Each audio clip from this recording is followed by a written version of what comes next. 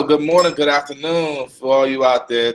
We are back with you again for another uh, episode of Virginia State University Spring 2016 Cell Physiology Group, and today we'll be discussing with you the cell cycle and apoptosis. Again, my name is Anthony Fields, and I'm here with my colleagues, and we'll be discussing to you the overview of the cell cycle.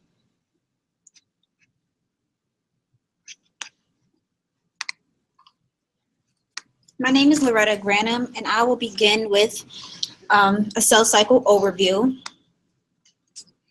The cell cycle is a process of forming two new cells known as daughter cells, following the division of a single parent cell. This cycle begins when the daughter cells are produced, and it ends once one of the two cells enter the cycle to undergo cellular growth and division to form a new set of daughter cells. There are four major stages of the cell cycle. The first is the M phase. It is known as a mitotic phase, which includes the processes of mitosis and cytokinesis. There are two events which we are generally familiar with, and I will just give a quick review. Mitosis is where we'll see nuclear division, particularly the condensation of the chromosome and the breakdown of the nuclear envelope in prophase, the alignment of the sister chromatids along the cell center during metaphase, the separation of sister chromatids to opposing ends of the mitotic apparatus in anaphase, which creates the daughter nuclei. In the process of cytokinesis here is the process of cytoplasmic division and the formation of new nuclear membranes for each daughter cell. It is during cytokinesis that the Golgi apparatus and the endoplasmic reticulum also reform in the new cells. This process has the shortest generation time. In eukaryotes, this stage takes about 30 minutes to an hour to complete. The next few stages are known as interphase, the period where cell growth between divisions occurs. Following the M phase is the G1 phase. It is a gap phase between mitosis and DNA replication when cells decide whether or not they will divide and when. During this stage, cells can be arrested in G0 until they are signaled to re-enter the cell cycle and undergo cell growth and division. Their metabolic activity continues in G0, and the generation time varies depending on the cell type. However, typically this phase takes about 8 to 10 hours. Next, cells enter the S phase, where DNA synthesis or replication occurs. In mammalian cells, this stage is approximately 6 to 8 hours long. The final stage is the gap phase, called G2. During this time, continued cell growth and protein synthesis occurs. These proteins facilitate the process of mitosis. Each of these stages have checkpoints, where various regulatory proteins or kinases work together to ensure that the cell cycle continues properly. Some of these are small GTPases and cyclic-dependent kinases, which we will now discuss. Okay. Hi, my name is Shantae Stewart. I'm going to be going over the regulations of the checkpoints. So first, checkpoints, the purpose of them are to make sure that the chromosomes are undamaged and all the stages of the cell cycle are finalized. The first checkpoint will be the cell growth, and that will be the G1 restriction. During this checkpoint, it determines whether all the conditions are favorable for the cell division to proceed. It's also the restriction point, which the cell irreversibly commits to the cell division process. External influences like growth factors play a large role in carrying the cell past the G1 checkpoint. The cell will only pass the checkpoint if it's appropriate in size and has adequate energy reserves. At this point, the cell also checks for DNA damage. A cell that does not meet all the requirements will not progress to the S phase. The cell can halt the cycle and attempt to remedy the problematic condition, or the cell can divide into GO, which is the inactive phase, and wait further signals when conditions improve. If a cell meets the requirements for the G1 checkpoint, the cell will enter into S phase and begin DNA replication. This transition, as with all the major checkpoint transitions in the cell cycle, is signaled by cyclins and cyclin-dependent kinases. Cyclins are cell signaling molecules that regulate the cell cycle. And during this checkpoint, it also occurs during the end of the growth phase. It checks whether the cell is big enough, it has appropriate proteins for the synthesis phase, and if not, the cell goes to a resting period, like I said before, the GO phase, till it's ready to divide. The second checkpoint is DNA synthesis, and that's the G2 and the mitotic type phase, and that's when there are checks for DNA damage. So the G2 checkpoint can bar entry into the mitotic phase if certain conditions are not met. So the cell size and the protein reserves are assessed. However, the most important role of the G2 checkpoint is to ensure that all the chromosomes have been accurately replicated without any mistakes or damages. If the checkpoint mechanism detects a problem with the DNA, the cell cycle is halted and the cell attempts to either complete the DNA replication or repair the damaged DNA. If the DNA has not been correctly replicated, the cyclin-dependent kinases signal the beginning of the mitotic cell division. And then the last checkpoint is the M checkpoint, which is the mitotic spindle metaphase. And this occurs at the end of the metaphase stage of mitosis. The M checkpoint is also known as the spindle checkpoint because it determines whether all the sister chromatids are correctly attached to the spindle microtubules.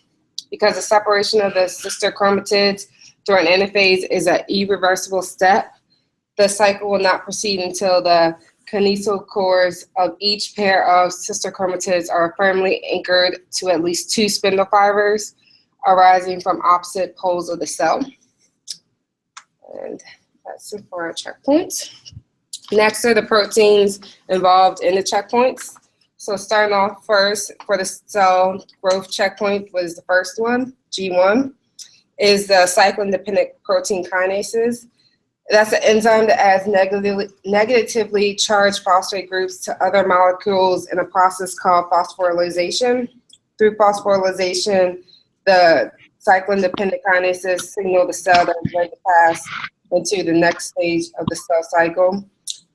As their names are called, the cyclin-dependent protein kinases are dependent on cyclins of another class of regulatory proteins. So the cyclins bind to the KDKS, activating the KDKS to phosphorylate other molecules. Next is the cyclins, which is a group of proteins that regulate the cell cycle by forming a complex with kinases. They're named because they undergo a constant cycle of synthesis and degradation during cell division. When the cyclins are synthesized, they act as activating proteins and bind to the KDS, forming a cyclin KDK complex that then signals to the cell to pass the next cell cycle phase. Eventually, the cyclin degrades and deactivates the CDK, signaling the exit from a particulate phase. And the 2 classes of cyclins would be the mitotic cyclins and the G1 cyclins, which will be talked about later. The RAS is the next protein, and that happens normally during the G1 phase. They're a small family of GTPases, so it can be HK or NRAS. They're involved in the transduction of signal stimulation by activating surface receptors that will relay signals downstream through pathways. It's a frequent downstream target of growth factor receptors. In turn, RAS signals to a number of cytoplasmic signaling cascades like the P13 kinase, the RAF, and the Rho. In their turn, these proteins connect to the nuclear cell cycle machinery to mediate exit from the inactive phase of GO into G1 and S phase of the cell cycle. So they work downstream through a MAPK cascade, which is a microtubule-associated protein kinase. So it first starts with the RAF, next moving to the methyl ethyl ketone pathway. Next, it works with the ERK and the MAP kinase pathway. And RAS is in the G1, which is the S phase progression, and it activates the retinoblastoma, the RB, and it relieves cells from growth inhibitory actions. Next is the MPF protein complex, and that's known as the mitosis promoting factor. And that triggers the cell passage past the G2 checkpoint into mitosis. It's destroyed towards the end of the M phase. When there's activation of a process, it destroys the cyclin components. And last is the cyclin D complex. So cyclin D1 acts like a growth factor sensor in the cell. When RAS is activated, it leads to transcription induction of the cyclin D1. Then the synthesis of the cyclin D is during the G1 phase and regulates the G1 S phase transition.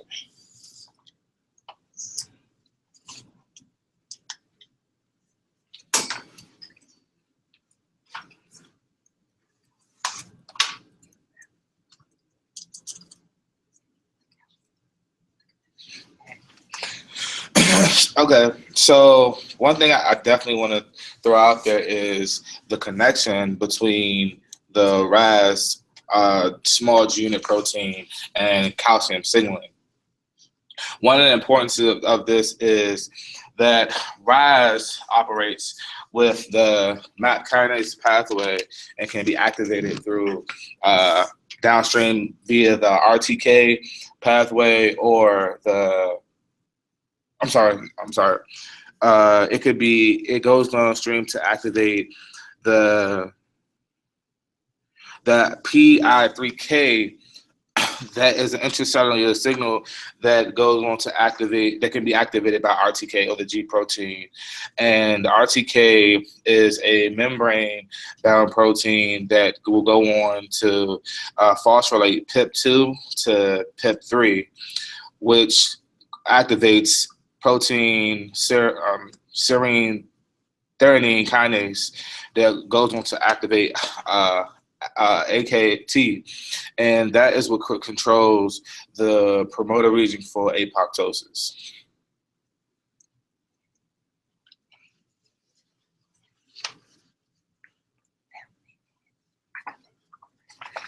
Okay, next we're going to talk about the stages where the checkpoint controls the arrest passage through the cell cycle. So the first arrest would be the DNA damage arrest G1, the genetic damage, and that's, like we said before, they're going to check and see if there's any radiation to see if they can repair the DNA. As far as the arrest 2, the DNA damage G2 damage, that will be this, they do the same thing there. The unreplicated DNA arrest S, that arrests the cell cycle at the G2/M transition until the DNA replication is complete. So the second double-stranded DNA copy is synthesized for each chromosome. Improper spindle formation arrest, which would be during the mitotic phase. That's when the spindle checkpoint arrests the cell cycle at the M phase until all chromosomes are aligned on spindle. This checkpoint is very important for equal distribution of chromosomes. So an overview of this whole picture would be that DNA damage due to exposed radiation keeps the G1 cells from entering the S phase and the G2 cells entering the mitotic phase. So the unreplicated DNA will not allow cells to go into mitosis. Defects in assembly of the spindles or the attachments to spindle microtubules will inhibit activation of the APC polyubiquitin system, which then would lead to a degradation of the anaphase inhibitor. So the cells don't enter anaphase until all the kinetochores are bound to any spindle microtubules.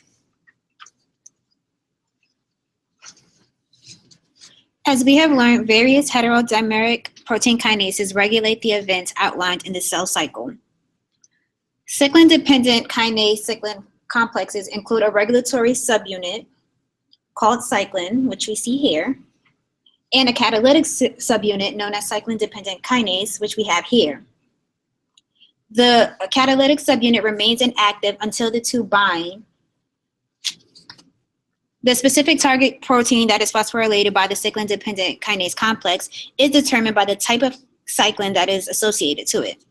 The concentration of cyclin increases or decreases with the various phases of the cell cycle.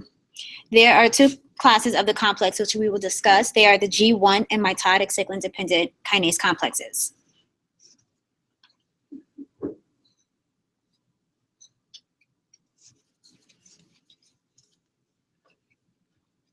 The mitotic cyclin-dependent kinase complex facilitates the progression through the G2 to mitotic phases of the cell cycle. They do this by phosphorylating major proteins involved in early mitosis and late mitosis. The presence of mitosis-inducing molecules was first discovered in experiments with frog eggs, where the oocyte was arrested in metaphase in the second mitotic division, where it awaits to be stimulated by fertilization. In 1971, researchers observed the existence of maturation promoting factor, or MPF, which induces oocyte maturation and can activate mitosis when it's inserted into fertilized frog eggs. Mitotic cyclin-dependent kinase complex activation occurs at the end of the G2 phase. It knows when to become active based on the concentration of mitotic cyclin. Unlike the mitotic CDK, mitotic cyclin gradually increases throughout interphase, and at the end of the G2 phase, it reaches its threshold. Once there, it allows it to activate the cyclin-dependent kinase and induce the process of mitosis.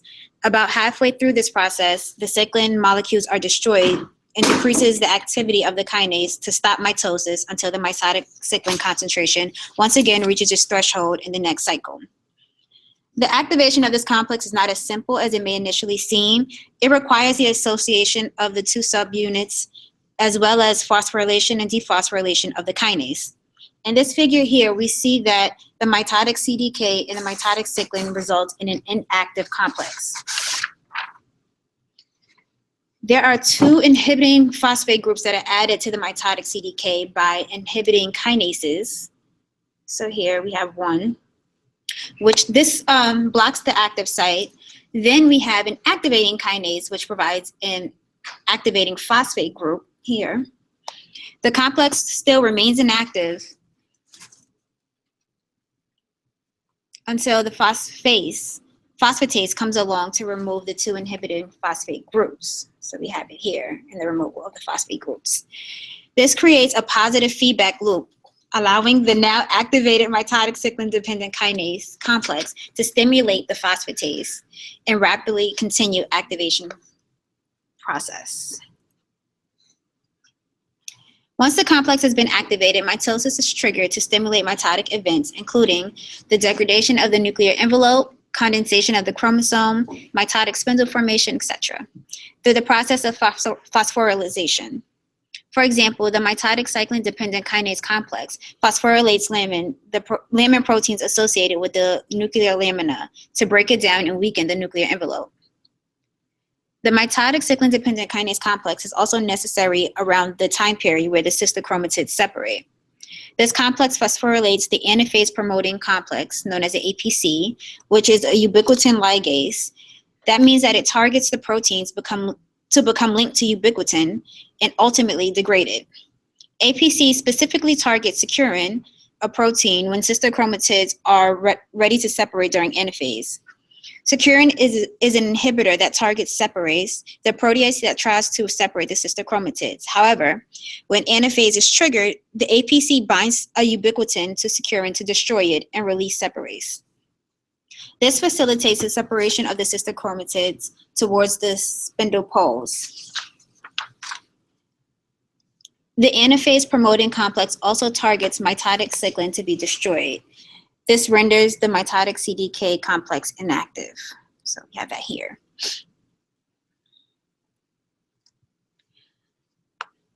G1 cyclin-dependent kinase complexes facilitate the passage through the G1 restriction point into the S phase. The regulatory subunit is called the G1 cyclin, and the associated CDK is known as a G1 cyclin-dependent kinase. This particular point is subject to many controlling factors, including receiving cell proliferation signals from growth factors.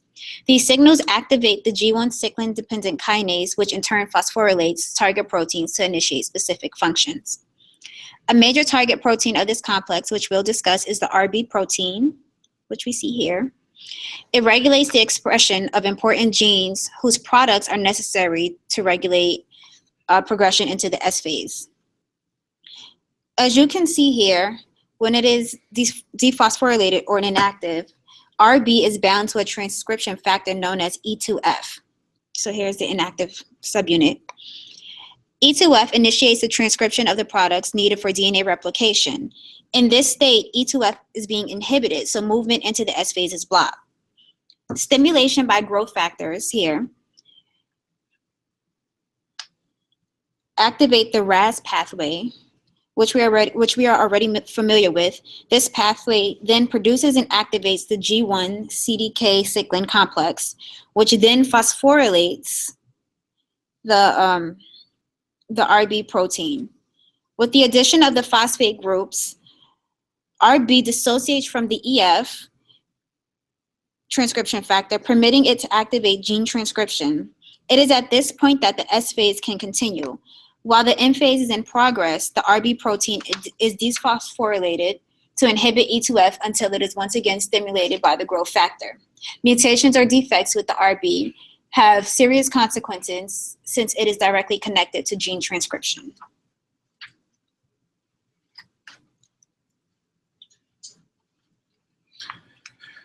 As mentioned before, we understand that cyclin and CDK are essential for cell proliferation. So here we will examine the overall process of cell proliferation. We understand that cyclin is essential. So cyclin B is what binds to CDK that aids in the mitotic stages. From the interphase on to prophase, you have the mitosis promoting factor, which is MPF, that will then become a heterodimer protein and signals the actual stages of mitotic division, where we have metaphase and we have the chromatids line against the metatic plate. From there, you have the protein kinase subunits will send a signal for polyubiquitination, and as you can see, you have the dephosphorylation of ATP to ADP, which goes on to activate APC, which is the anaphase promoting complex, which goes with that's where the signal for polyubiquitination is sent, and there you have the removal of cyclin B. And this will aid on to late anaphase when you have the separation of the chromatids, and they will go on opposite ends of the cell. And you clearly see here you have lost the cyclin B, and you have low areas of the mitosis promoting factor. You have little activity, and you start the whole process again because it'll go through telophase, and it will all just be initiated all over. One thing I want to address is tumors. So when you have cell proliferation, sometimes you can have excess growth. So there are two types of tumors. You have benign tumors and you have malignant tumors. Benign tumors are typically slow-growing cell proliferation that grow in a mass. They still maintain their function, but it's abnormal growth of cells. Cells go through mitosis, but they are also, cancer cells go through mitosis, but they don't necessarily need the growth factors because there probably is dysregulation somewhere within the cells or the massive amount of cells. Metastatic tumors have the ability to secrete proteases that can degrade the basal lamina and the extracellular matrix. And this is why malignant tumors are so dangerous, because they are invasive and they are rapidly growing, and they don't necessarily need any aids in order from other surrounding cells to destroy the basal lamina, which is a protective area for it to become a new carcinogenic cell. And that's the reason why when they say you're sick, that you have cells, they metastasize. So they leave from the original site and they go somewhere else in the body through the circulatory system, and they grow another area of infected cells. One of the key things about malignant tumors is that they need a source of nutrients like all cells. So this is the reason why sometimes malignant tumors will tap into a blood vessel as a source of constant nutrition. And this is the reason why, it can become a health problem or concern. They are usually typically painful. And this process is called anogenesis. And this is where they bind to the blood vessel, and when they do this, they stimulate other surrounding normal cells to synthesize three types of growth factors. Those are the basic fibroblast growth factors, transforming growth factors, alpha, and the vascular endothelial growth factor. And this is what basically allows the cell to allow the malignant tumor to continue to develop. So just a brief some points I just want to remind about benign tumors. They grow in a localized area and they still exhibit normal function. It's just a mass. Essential is the same as a wart. Sometimes with benign tumors, they don't become a problem unless their size interferes with normal function. So if it's in the epithelial cells and it could block, blood flow, oxygen, and things of that nature, then it becomes a problem. And that's when they have to be removed. Or also, because tumors are still cells, they secrete neuroendocrine hormones, which also can affect the body because you can have excess of hormones to trigger other responses as well. Another thing, cancers are usually noted for their location. Carcinomas are types of cancers that form in the endodermis or the ectodermis, and sarcomas are cancer cells that form in the mesoderm. Leukemia is also a type of sarconoma that grows in the cells in the blood, and sometimes if you see people with who have massive leukemia, leukemic cells in their blood, the blood will become like a milky, it'll look like milky white. But again, the malignant tumors are invasive and they can spread, and they go through cell proliferation very rapidly. And one of the differential characteristics of malignant tumors is they are not as specialized or compartmentalized as other cells, so they generally do not have any function at all. They just abnormal cell growth. There's no regulation. They usually have a high nucleus to cytoplasmic ratio, prominent nucleoli, and they have a minimal structure, specialized structure.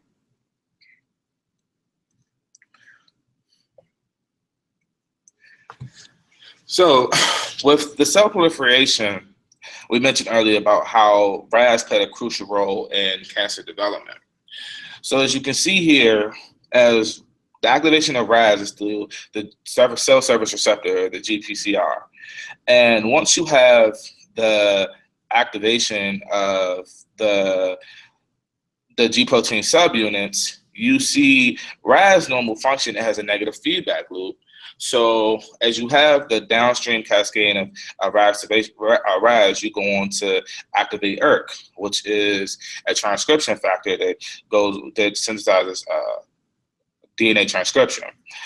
In contrast with cancer cells, when you have a mutant version of RAS, it can no longer hydrolyze GTP as fast. It's not that it can't hydrolyze at all, it just can't do it as fast. So you have an accumulation of hormone. So with that being said, RAS is constantly in an active state, so you no longer have that feedback loop. So that's the reason why you have that uncontrolled growth, and you still have the mitotic division. This is something I want to point out about the tumor suppressant genes that we have. The tumor suppressant genes, one of them that essential is FAST, and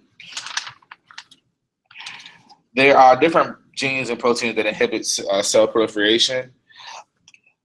FAST is tumor necrosis factor that kills cancer cells, virus-infected cells, and excessive lymphocytes, which are white blood cells. And there are 5 different ways that tumor suppressor genes encode these proteins. They use it through intracellular protein P16, which is a cyclin kinase inhibitor. They also have receptor-secreted hormones, other ligands will trigger the cells to stop proliferating. They also have checkpoints to control the cell regulation, and they sense for DNA that's damaged or chromosome abnormalities. There's a reason why when we're born, sometimes we have the stop codons that regulate what is supposed to be active and what isn't. And they have proteins that promote apoptosis and enzymes that also aid in DNA repair. And caspase 8 is the direct mechanism that is involved in programmed cell death. But sometimes you have interferences that can inhibit caspase 8, and that's the reason why you don't have that necessary cell death that's needed. So how do we have the cell survival? How do cancer cells still flourish? Well, from here, you can see they have various survival factors that can go through the RTK. And as I mentioned before, you have the PI3 kinase that goes on to phosphorylate PIP2 to PIP3. And then you have other activation of AKT that can have, once it becomes phosphorylated, can trigger a multitude of factors. That can also either cause cell proliferation, DNA transcription, or can cause protein synthesis. And this is one of the dysregulatory mechanisms that can cause cancer cells to become what they are. Hi, my name is Patricia Raditis, and I'm going to speak about cell death. Cell death and is destroyed either by programmed cell death, apoptosis, or cell suicide, or non-programmed cell death, injury, or necrosis.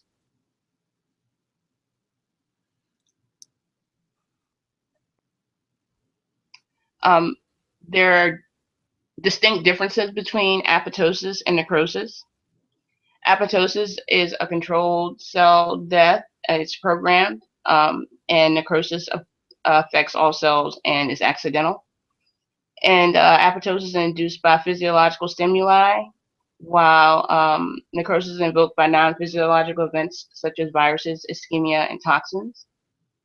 There's no inflammation in apoptosis, but there is a lot of inflammation in necrosis.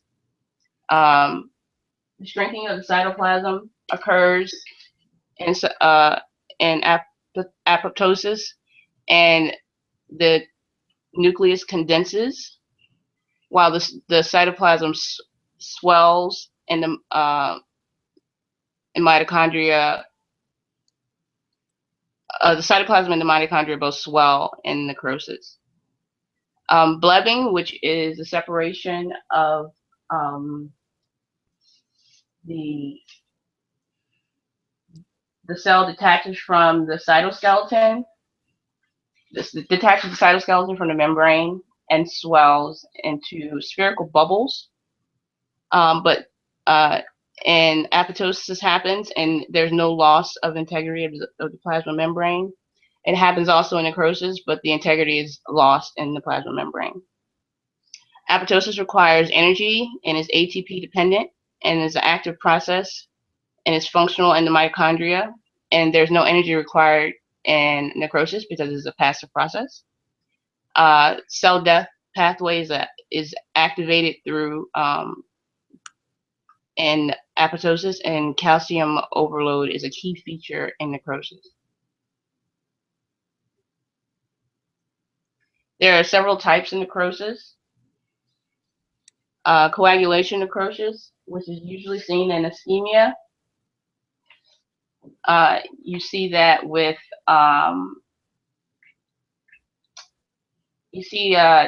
that it keeps its shape, but it loses its nuclei. And lactose-active necrosis, escape of the hydrolysis happens, and it's a complete enzymatic degradation of the tissue. You see this in brains after stroke or abscesses full of pus. Fat necrosis is an escape of lipases. Caseous necrosis is bacterial liquefaction, and gangrenous necrosis is enzymatic and bacterial liquefaction, which you would see in patients with diabetes that have or need amputation due to loss of circulation. The process of apoptosis is a form of programmed cell death. It's suicide. It usually occurs through physiological means and pathological means. It can occur naturally. We find it in developing species like larval tissue and amphibians and insects when they're about to go through metamorphosis. And we also find in embryonic webbing in the digits of chickens. They lose that webbing and they lose the cell signaling for the and process cells are in the process for signaling and as they develop. And pathological means we occur in viruses infected by cells and cells that contain damaged DNA and cells with mutations. These are examples of how both of these pathways happen. And the first one, you see a normal cell. At a certain point, necrosis is reversible, but once the swelling and endoplasmic reticulum and the mitochondria happens, and the myelin figures appear, then it's pretty much irreversible. And like I said, they start to produce blebs, but the cell ends up lysing, and the breakdown, the plasma membrane organelles and nucleus in this continent spill out into onto other cells and damage other cells. And apoptosis, everything becomes condensed, and the chromatins become condensed, the membranes start to bleb into little spherical balls, and you start to have cellular fragmentation with all the organelles breaking off into these spherical balls, and they end up going through phagocytosis of those spherical balls are called apoptotic cells.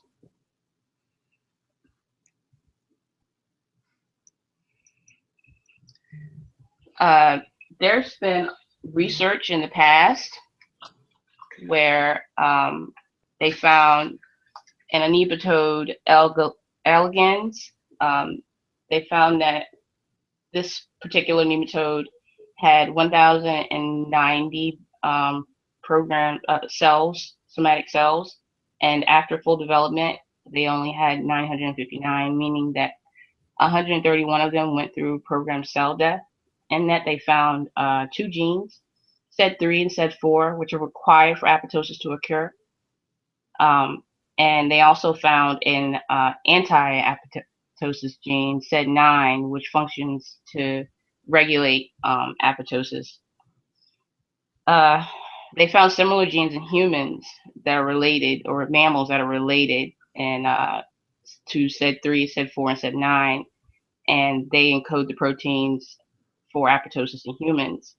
And SED3 is the prototype of a family of more than a dozen proteases known as capsases. And capsases are implemented in apoptosis, and they're expressed as proenzymes.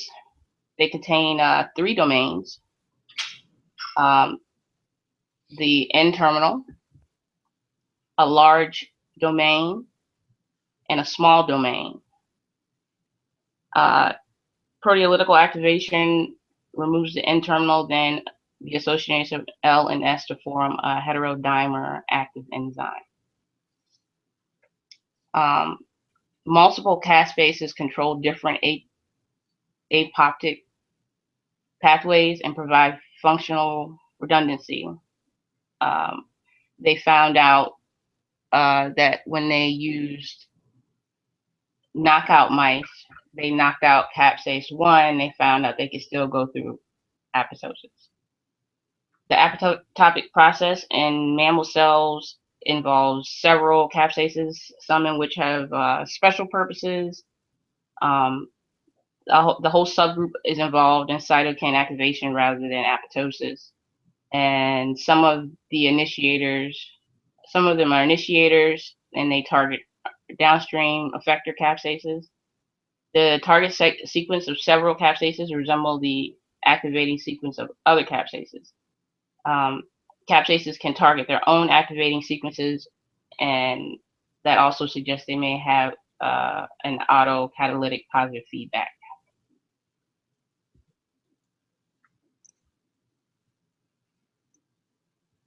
The BCL2 family is a family of effectors. They're either pro-apoptic or anti-apoptic, which means they will either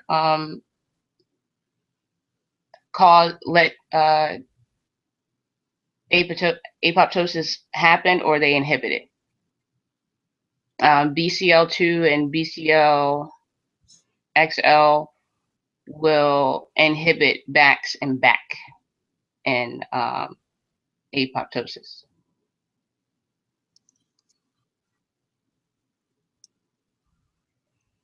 There's also ligand-induced cell death. The ligands and their receptors I've listed here, and the FASL, which is the death receptor ligand, goes with the FAS receptor.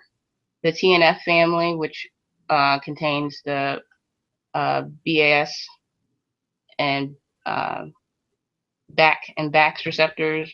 Ligands receptors are TNFR, and you have the trail receptors, which trail ligands, which go with the DR4 receptors.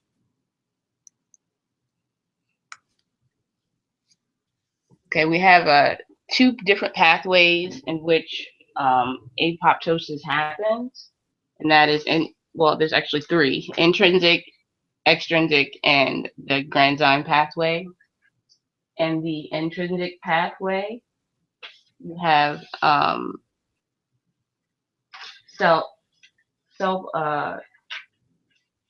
in the extrinsic pathway, you have a FAS receptor that binds to a FAS ligand, which is a signal to commit suicide specifically, and diffuses. The death ligand receptor then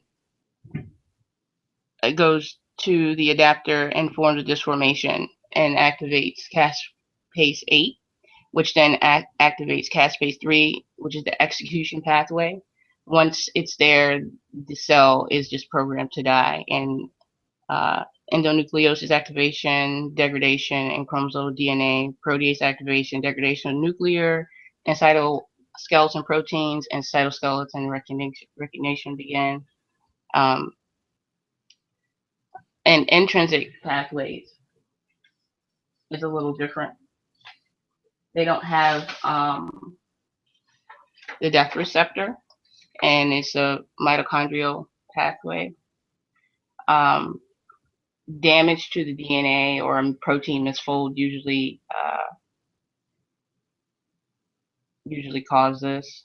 The BCL2 family and sensor triggers, and BAX and BAC are effectors. They enter the mitochondria, and once they enter the mitochondria, the cytochrome C begins to leak out of the cell, and then they begin to leak prokaryotic proteins. But if BAX or BAC if the regulators of BAX and BAC are high enough in levels, and they haven't decreased, they can inhibit BLC2 and BAX. Sorry, BLC. I'm sorry. Let me start over. BLC2 and BAC, BCLX can inhibit BAX and BAC effectors from continuing with apoptosis. In the peripherin granzyme pathway, we found that there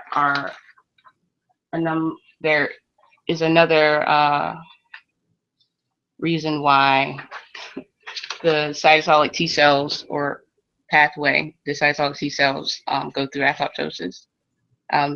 Preferin is pushed through the cell membrane, and once that happens, it forms a sphere. Granzyme B is also captured in that sphere. Also, calcium is released in that sphere. Once calcium ions are released in that sphere, the preferin opens up to release the calcium ions and also lets the granzyme B out into the cell. Once the granzyme B is released into the cell, it activates the capsase 10, which activates capsase 3 activation.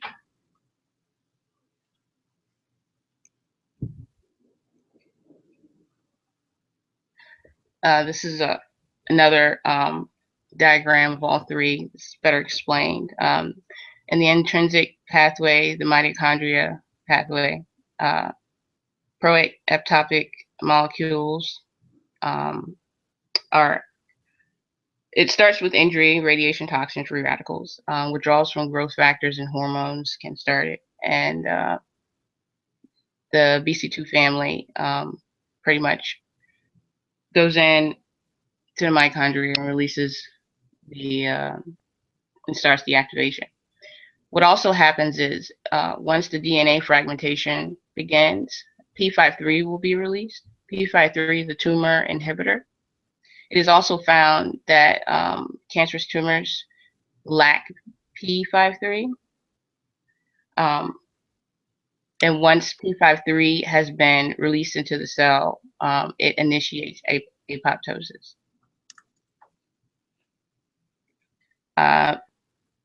The death receptors, FAS and TNF receptors, and extrinsic pathways will cause the receptor will bind to the top of the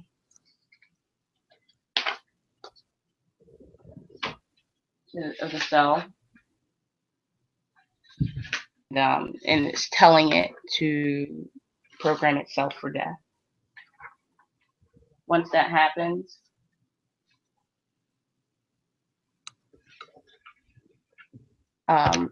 several other receptors will follow. The FAS associated death domain or death domain will activate a FAS ligand. A FAS ligand activates the FAS associated death domain, and then it dimerizes the FAS receptor. Once that happens, the adaptor proteins initiate the capsase, and executioner capsases break down the DNA into endonuclease activation and break down the cytoskeleton. Once that happens, we start to get the apoptic bodies. Before that happens, the cytoplasmic buds that are initially on the inside of the cell begin to come out on the outside of the cell. These are how the phagocytes find these apoptotic bodies. They are ligands for cytosolic cell receptors. I also wanted to talk about calcium release and its effects on apoptosis. There are two ways in which calcium can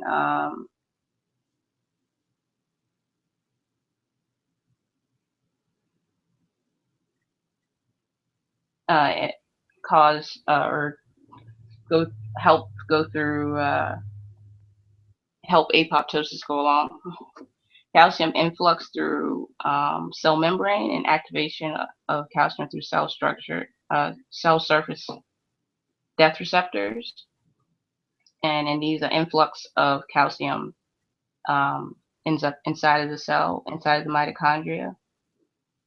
It induces a permeable transition into the membrane adjacent to the mitochondria and results in a release of cytochrome C from the mitochondrion. The cytochrome C diffuses into the endoplasmic reticulum and binds to IP3 receptors. And that enhances the calcium release for the endoplasmic reticulum. The calcium released from the endoplasmic reticulum causes an increase in cytoplasmic calcium concentration, and it results in calcium uptake through the mitochondria within the cell and triggers the release of cytochrome C from the mitochondria. Cytochrome C in the plasma then induces the aposomes in which capsaces are activated, and capsaces then finalize the process of cell death. And they cleave at various protein surfaces and the DNA nucleuses.